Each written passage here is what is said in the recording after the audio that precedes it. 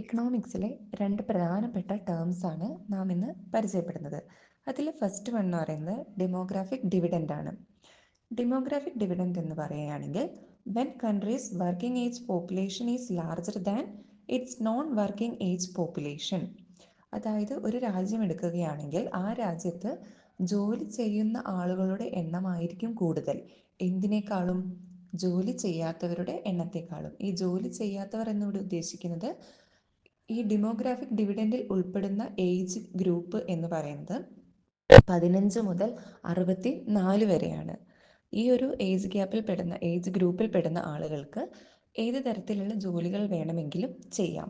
പക്ഷേ 1 മുതൽ 14 വരെയും പിന്നീട് 65 മുതൽ അതിന് മുകളിലും ഉള്ള ആളുകൾ ഈ ജോലി ചെയ്യുന്ന ആളുകളെ ആശ്രയിച്ചാണ് കഴിയുന്നത്. ഇവർക്ക് ഒറ്റയ്ക്ക് ഒരു ജോലി ചെയ്ത് ജീവിക്കാനുള്ള ഒരു സാഹചര്യം ഇല്ല. കാരണം അവരുടെ എന്താ പറയുക, 1 മുതൽ 14 എന്ന് പറയുമ്പോൾ അത് ചെറിയ കുട്ടികളായിരിക്കും. പിന്നീട് 65 വയസ്സിന് മുകളിൽ എന്ന് പറയുമ്പോൾ അവരെന്ത് ചെയ്യും? മറ്റുള്ളവരെ ആശ്രയിച്ച് ജീവിക്കുന്ന, അല്ലെങ്കിൽ നമ്മൾ സീനിയർ സിറ്റിസൺസ് എന്ന് പറയുന്നവരാണ്. അപ്പോൾ ഇന്ത്യയെ സംബന്ധിച്ചോളം 2005-6 കാലഘട്ടത്തിലാണ് ഇന്ത്യ ഡെമോഗ്രാഫിക് ഡിവിഡൻഡ് എന്ന് പറയുന്ന ഒരു കോൺസെപ്റ്റിലേക്ക് ചുവട് ഉറപ്പിച്ചത്. ഇത് 50 വർഷം നീണ്ടു നിൽക്കുന്ന ഒരു പ്രോസസ്സായിട്ടാണ് ഇക്കണോമിസ്റ്റുകളൊക്കെ പറയുന്നത്. അപ്പോൾ 2005-6 കാലഘട്ടത്തിൽ തുടങ്ങി ഏത് വർഷത്തിലേക്കാണ് അത് എത്തി നിൽക്കുക? 2055-56 വർഷം വരെയാണ് അതിൻ്റെ ഒരു കാലഘട്ടം എന്ന് പറയുന്നത്. അപ്പോൾ ഇക്കണോമിസ്റ്റിൻ്റെ ഇതിനകത്ത് ഇന്ത്യയിലെ മീഡിയൻ ഏജ്, ഇന്ത്യയിലിപ്പോൾ വർക്കിംഗ് ഏജ് പോപ്പുലേഷൻ അല്ലെങ്കിൽ 15 മുതൽ 64 വരെ വയസ്സുള്ള ആളുകളാണ് കൂടുതലെന്ന് പറയുന്നു. അതിലെ ഒരു മീഡിയൻ ഏജ്, അതിനകത്ത് ഒരു മീഡിയൻ ഏജ് അല്ലെങ്കിൽ ഒരു ആവറേജ് ഏജ് എടുക്കുകയാണെങ്കിൽ അതിനകത്ത് വരുന്നത് ഏതാണ്? 28 എന്ന് പറയുന്ന വയസ്സാണ് ഇന്ത്യയിലെ മീഡിയൻ ഏജ് ആയിട്ട് കണക്കാക്കുന്നത്. അപ്പോൾ 28 വയസ്സ് എന്നൊക്കെ പറയുമ്പോൾ നമുക്കറിയാം യങ്ങായിട്ടുള്ള ആളുകളാണ്. അപ്പോൾ കൂടുതൽ ഇന്നോവേഷൻസും പിന്നെ എഡ്യൂക്കേഷൻ, ഹെൽത്ത് കെയർ തുടങ്ങിയ കാര്യങ്ങളിലൊക്കെ കൂടുതൽ ഇൻവെസ്റ്റ്മെൻറ്റുകൾ നടത്താനും പ്രൊഡക്ടിവിറ്റി കൂട്ടുവാനും അതുവഴി എന്തിലേക്ക് ലീഡ് ചെയ്യുന്നു? ഇക്കണോമിക് ഗ്രോത്ത് അല്ലെങ്കിൽ ഇക്കണോമിക് ബൂസ്റ്റിന്, ഗ്രോത്തിൻ്റെ ഒരു വർധനവിന് കാരണമാകുന്നു എന്നാണ് പറയുന്നത്. അപ്പോൾ ഈ ഒരു ഡെമോഗ്രാഫിക് ഡിവിഡൻഡിൻ്റെ സമയത്ത് ഗവൺമെൻറ് കൂടുതൽ എന്തിലേക്ക് ഫോക്കസ് ചെയ്യുന്നുണ്ട്? ജോബ് ക്രിയേഷൻ, അതായത് യൂത്തിൻ്റെ ഇടയിൽ ജോബ് ക്രിയേഷൻ അല്ലെങ്കിൽ ജോബ് ഓപ്പർച്യൂണിറ്റീസ് വർദ്ധിപ്പിക്കാനുള്ള പോളിസീസും അല്ലെങ്കിൽ റൂൾസ് ആൻഡ് റെഗുലേഷൻസും ഒക്കെ ഗവൺമെൻറ് അഡോപ്റ്റ് ചെയ്യുന്നുണ്ട്. അങ്ങനെ ഇന്ത്യയിൽ ഇപ്പോൾ കൈവന്നിരിക്കുന്ന ഒരു യൂത്തിൻ്റെ ഒരു ലഭ്യത കൂടുതൽ, അവരെ മാക്സിമം രീതിയിൽ അവരുടെ പ്രൊഡക്ടിവിറ്റി എൻഹാൻസ് ചെയ്യാനും അതുവഴി ഹെൽത്ത് കെയർ, എഡ്യൂക്കേഷൻ തുടങ്ങിയ കാര്യങ്ങളിലൊക്കെ ഇൻവെസ്റ്റ്മെൻറ്റ് കൂട്ടുവാനുമാണ് ഗവൺമെൻറ് ഇപ്പോൾ ശ്രമിക്കുന്നത്. ഈ ഒരു കോൺസെപ്റ്റാണ് നമ്മൾ ഡെമോഗ്രാഫിക് ഡിവിഡൻഡ് എന്ന് പറയുന്നത്. ഇതുമായി ബന്ധപ്പെട്ട് തന്നെയാണ് അടുത്ത ടേം എന്ന് പറയുന്നത് സിൽവർ ഇക്കോണമി എന്നാണ്. അതിപ്പോൾ എന്താ പറയുക, പുതുതായിട്ട് ഒരു ശ്രദ്ധ ആകർഷിച്ചുകൊണ്ടിരിക്കുന്ന ഒരു ടേമാണ് സിൽവർ ഇക്കോണമി എന്ന് പറയുന്നത്. കാരണം 2055-56 ആ ഒരു ഡെമോഗ്രാഫിക് ഡിവിഡൻഡ് പീരീഡ് കഴിയുമ്പോഴേക്കും, പിന്നെ നമ്മളൊന്ന് ആലോചിച്ച് നോക്ക്, 15-64 വയസ്സുള്ള ആളുകൾ എല്ലാവരും തന്നെ ഏത് പ്രായത്തിലേക്ക് കിടന്നു? സീനിയർ സിറ്റിസൺസ് ആ ഒരു റോളിലേക്ക് കടക്കുകയാണ് പതിയെ. അപ്പോൾ ഡെമോഗ്രാഫിക് ഡിവിഡൻഡ് ആയിരുന്നു ഈ ഒരു 50 വർഷം ഉണ്ടായിരുന്നതെങ്കിൽ അത് നമ്മുടെ പ്രൊഡക്ടിവിറ്റിയും കാര്യങ്ങളൊക്കെ കൂട്ടുന്നത്. ഈ ഒരു വർക്കിംഗ് ഏജ് പോപ്പുലേഷൻ പിന്നീട് എന്തിലേക്ക് പോവുകയാണ്? നോൺ വർക്കിംഗ് ഏജ് പോപ്പുലേഷനായിട്ട് മാറുകയാണ്. അതായത് പിന്നീട് ഈ 15-64 ഏജ് ഗ്രൂപ്പിലുള്ള ആളുകൾ മറ്റുള്ളവരെ ആശ്രയിച്ച് ജീവിക്കുന്നതിനുള്ള ആ ഒരു ഏജ് ഗ്രൂപ്പിലേക്ക് പതിയെ പോവുകയാണ്. അപ്പോൾ എന്താണ് ഈ സിൽവർ ഇക്കോണമി എന്ന് പറയുന്നത് വെച്ചാൽ, concept that describes the economic activities, products and services that meet the needs of people over 50. ഈ 15-64 എന്ന് പറയുന്ന ആളുകളും എന്ത് ചെയ്യും? അതിൽ കൂടുതൽ ഏജിലേക്ക് പോകും, 70 75.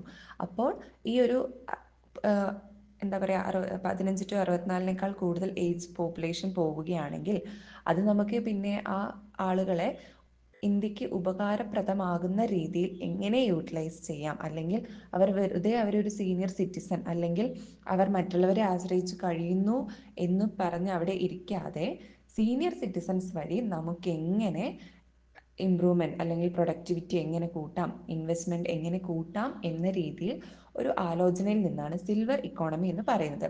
സിൽവർ ഇക്കോണമി എന്ന് ഉദ്ദേശിക്കുന്നത് സീനിയർ സിറ്റിസൺസിന് വേണ്ടിയുള്ള പ്രൊഡക്ട്സ് അല്ലെങ്കിൽ അവർക്ക് വേണ്ടിയുള്ള എക്കണോമിക് ആക്ടിവിറ്റീസ്, സർവീസസ്, 50 വയസ്സിൽ കൂടുതൽ പ്രായമുള്ള ആളുകൾക്ക് വേണ്ട ഈ പ്രൊഡക്ട്സും എക്കണോമിക് ആക്ടിവിറ്റീസും സർവീസസും ഒക്കെ ബൂസ്റ്റ് ചെയ്യാനുള്ള ഒരു കോൺസെപ്റ്റിനെയാണ് സിൽവർ ഇക്കോണമി എന്ന് പറയുന്നത്. അതായത് നോൺ വർക്കിംഗ് ഏജ് പോപ്പുലേഷൻ അല്ലെങ്കിൽ സീനിയർ സിറ്റിസൺ എന്ന് പറയുന്നത് ഇന്ത്യക്ക് ബേർഡൻ അല്ല, മറിച്ച് അവരുടെ കോൺട്രിബ്യൂഷൻ ഇന്ത്യയുടെ എക്കണോമിക് ഗ്രോത്തിനെ ബൂസ്റ്റ് ചെയ്യുന്നുണ്ട് എന്ന് ഉള്ള രീതിയിലേക്കാണ് ഈ ഒരു കോൺസെപ്റ്റ് പറയുന്നത്. ഈ ഒരു കോൺസെപ്റ്റ് ഒറിജിനേറ്റ് ചെയ്യുന്നത് സിൽവർ മാർക്കറ്റ് എന്ന് പറയുന്ന ടേമിൽ നിന്നാണ്. ഈ സിൽവർ മാർക്കറ്റ് എന്ന് പറയുന്ന ടേം ജപ്പാനിൽ 1970 കാലഘട്ടങ്ങളിലാണ് ഒറിജിനേറ്റ് ചെയ്തത്. ജപ്പാനിൽ ഈ സിൽവർ മാർക്കറ്റ് എന്നുകൊണ്ട് ഉദ്ദേശിച്ചത് എന്താണെന്ന് വെച്ചാൽ അതൊരു സീനിയർ മാർക്കറ്റിനെയാണ് റെപ്രസെൻ്റ് ചെയ്യുന്നത്.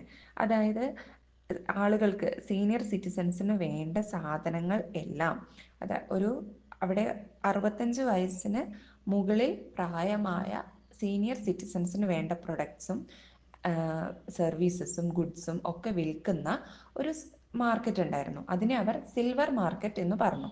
ആ ഒരു സിൽവർ മാർക്കറ്റ് എന്ന് പറയുന്ന ടേമിൽ നിന്നാണ് സിൽവർ ഇക്കോണമി എന്നൊരു ടേം ഒറിജിനേറ്റ് ചെയ്ത് വന്നത്. It is based on the idea that the ageing population will be a significant economic force in the future. അവർ വയസ്സായി അല്ലെങ്കിൽ അവരെ കൊണ്ട് ഇനി ഒന്നിനും ഇന്ത്യക്ക് കോൺട്രിബ്യൂട്ട് ചെയ്യാൻ പറ്റില്ല എന്നൊരു കോൺസെപ്റ്റിൽ നിന്ന് മാറി ചിന്തിച്ച് പകരം സീനിയർ സിറ്റിസനെ നമുക്ക് എങ്ങനെ എഫക്റ്റീവായിട്ട് യൂട്ടിലൈസ് ചെയ്ത് അവരുടെ പ്രൊഡക്ടിവിറ്റിയും ഇൻക്രീസ് ചെയ്യാം എന്നാണ് ഈ കോൺസെപ്റ്റ് വിശദീകരിക്കുന്നത്. എന്തൊക്കെയാണ് ഒരു സിൽവർ ഇക്കോണമിയിൽ ഇൻക്ലൂഡഡ് ആയിട്ടുള്ളതെന്ന് വെച്ചാൽ, സീനിയർ സിറ്റിസൺസിന് വേണ്ട പ്രൊഡക്ട്സ്, അവർക്ക് വേണ്ട സർവീസസ്, പിന്നെ അവരെ കൂടുതൽ ടെക്നോളജി അല്ലെങ്കിൽ ഡിജിറ്റൽ ഇൻക്ലൂഷൻ, അവർക്കും കൂടെ ഡിജിറ്റൽ കാര്യങ്ങളും എല്ലാം അവരെയും കൂടെ ഉൾപ്പെടുത്തി ചെയ്യുക.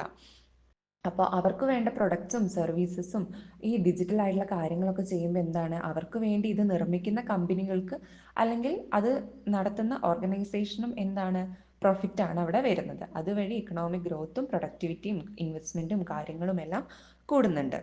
പിന്നീട് എന്താണ് ഈ സിൽവർ ഇക്കോണമിയുടെ ബെനഫിറ്റ്സ് എന്ന് പറയുന്നത്? സോഷ്യൽ ഇൻക്ലൂഷൻ, അതായത് ഇവർ ഒരു സീനിയർ സിറ്റിസൺ ആയി, വയസ്സായി എന്ന് പറഞ്ഞ് മാറ്റി നിർത്താതെ അവരെയും കൂടെ ഇതിലേക്ക് ഇൻക്ലൂഡഡ് ആണ്. സൊസൈറ്റീൻ്റെ ഒരു ഫോർ ഫ്രണ്ടിലേക്ക് ഈ ഒരു ഏജിങ് പോപ്പുലേഷനെയും കൂടെ ഇൻക്ലൂഡഡ് ആണ്. പിന്നീട് improved quality of life, senior സിറ്റിസൺസിൻ്റെ തന്നെ അവർക്കും എന്താണ്, ബെറ്റർ സ്റ്റാൻഡേർഡ് ഓഫ് ലിവിങ്, ഒരുപാട് ക്വാളിറ്റിയുള്ള പ്രൊഡക്ട്സും കാര്യങ്ങളും ഒക്കെ കൊടുത്തുകൊണ്ട് ഒരു ക്വാളിറ്റി അല്ലെങ്കിൽ സ്റ്റാൻഡേർഡ് വേ ഓഫ് ലിവിങ് ആണ് അവർക്ക് പ്രൊവൈഡ് ചെയ്യുന്നത്. പിന്നീട് പറയുന്നത് ഇക്കണോമിക് ഗ്രോത്ത്, അവർക്ക് വേണ്ടി ഇത്തരം പ്രൊഡക്ട്സും ഗുഡ്സും സർവീസസും കാര്യങ്ങളൊക്കെ പ്രൊഡ്യൂസ് ചെയ്യുന്ന ഓർഗനൈസേഷൻ എന്ത് ചെയ്യാണ്, ഇന്ത്യയിൽ ഇൻവെസ്റ്റ്മെൻറ്റ് കൂട്ടുകയാണ്, അവരുടെ പ്രൊഡക്ടിവിറ്റി കൂട്ടുകയാണ്, ആ മേഖലകളിലുള്ള എംപ്ലോയ്മെൻറ്റ് ഓപ്പർച്യൂണിറ്റീസ് കൂട്ടുകയാണ്, അതുവഴി ഇക്കണോമിക് ഗ്രോത്തിനെ ബൂസ്റ്റ് ചെയ്യുന്നു. ഇതാണ് സിൽവർ ഇക്കോണമി എന്ന് പറയുന്ന ഒരു ടേം കൊണ്ട് ലക്ഷ്യമാക്കുന്നത്.